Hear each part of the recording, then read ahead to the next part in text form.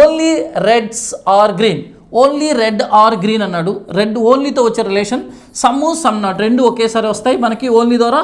దానికి డయాగ్రామ్ ఇలా వేస్తాం. All green are yellow, all green are yellow, దానికి డయాగ్రామ్ ఇలా ఫామ్ అవుతుంది. ఆల్ గ్రీన్ ఆర్ ఎల్లో. మన కన్క్లూజన్ చూద్దాం చూడండి. స్టేట్మెంట్కి డయాగ్రామ్ అయిపోయింది. ఇప్పుడు conclusion. First conclusion, no yellow is red అన్నాడు. ఎల్లోకి రెడ్కి మధ్య సమ్ రిలేషన్ ఉన్నప్పుడు నో అడిగాడు కనుక రాంగ్ అవుతుంది మనకి ఇక్కడ.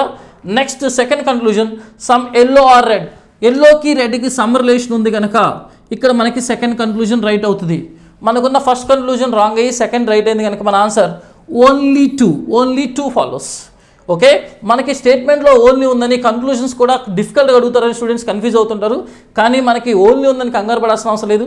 దానికి రిలేటెడ్గా కన్క్లూజన్ అడిగాడా లేదా చూసుకుని దానికి తగ్గట్టే మనం ఆన్సర్ చేయాలి. ఓకే, ఫోర్త్ క్వశ్చన్కి మీరు ఆన్సర్ చేసి దానికి ఆన్సర్ కామెంట్ రూపంలో పంపించండి.